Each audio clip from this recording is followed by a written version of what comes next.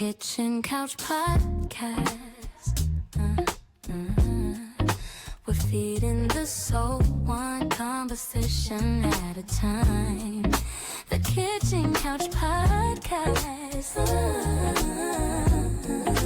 The Kitchen Couch.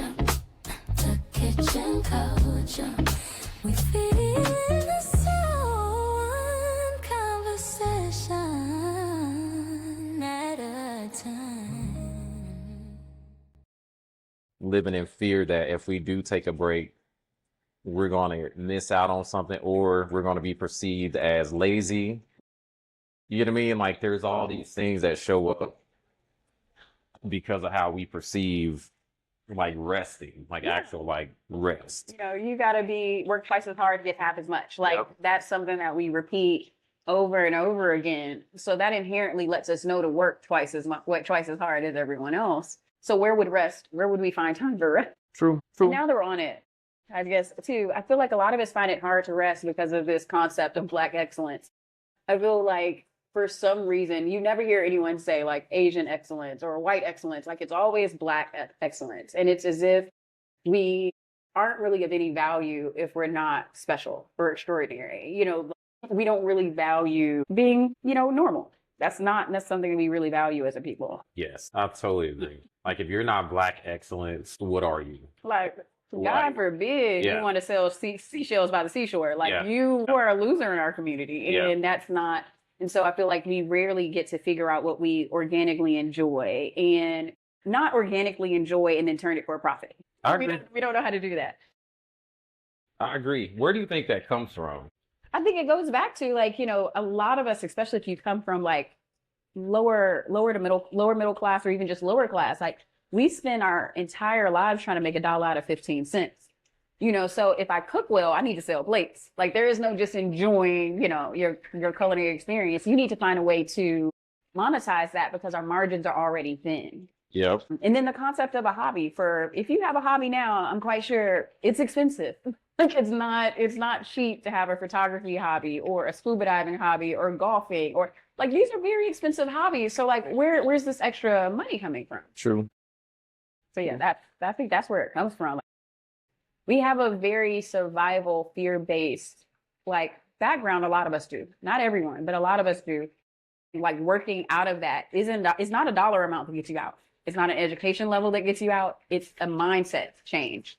And that mindset change is hard. True. Like, really, yeah. So I think that's where it comes from.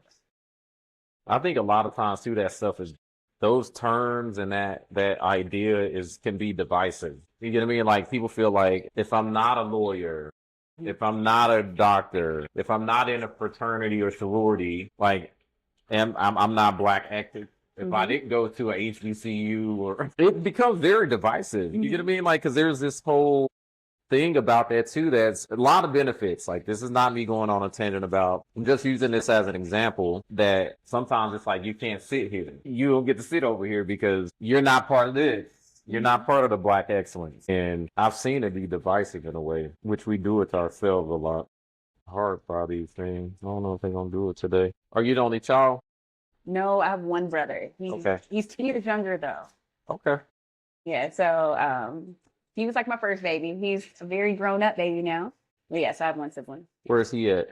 He's in Texarkana, Texas. Okay. Yeah, he's a teacher in the Arkansas school system. Oh, that's what's up. Okay.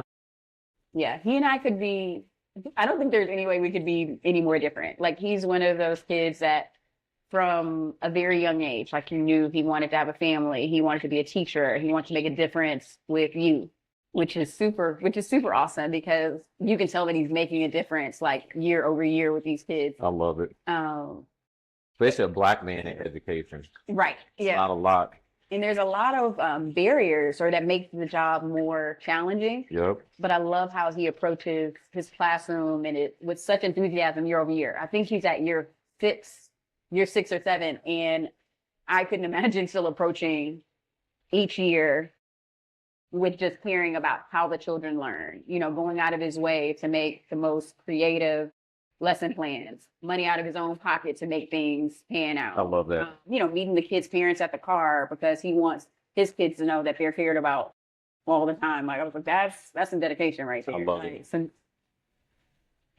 And I'm sure that he's probably going to be one of the only Black male teachers that these children have while in primary school. Yeah. So I think it's cool. I feel like you come from like a lineage of people that like start out early already knowing what you want to do, like where you want to go in life. I don't know. So my grandmother was an orphan. Yeah, my grandmother was an orphan. So her mother died when she was an infant. And so she kind of like got bounced around to a lot of different people, but somehow I have no earthly idea how. Was the most loving, caring, and present grandmother. And I was only grandchild for a long time. So she was always there. And so by her like being in the home, I remember being really small and she lived with us for a while. And then when she moved out, she ended up moving across the street from our elementary school. So by always having this very affirming adult present who would answer questions when I would say like, just different questions. Like my first real memory with her is being obsessed with Whoopi Goldberg. Like I remember being a little small child and I just had all the questions. Why is her name Whoopi? Why does she look this way? And just all of these questions. And my grandmother was like, that's not her name. It's a stage name. And what I now know is my first image of Whoopi Goldberg was she was so self-owning. Yep. Like that was the first, I guess, like something about, even though she was super young, she knew who she was, what she wanted, and all of that. Yep. And so later on that day, my grandmother's calling me and I'm not responding. And she's like, girl, don't you hear me calling you? And I was like, listen, my name is La Raza. It's my stage name. So I'm going to be a superstar.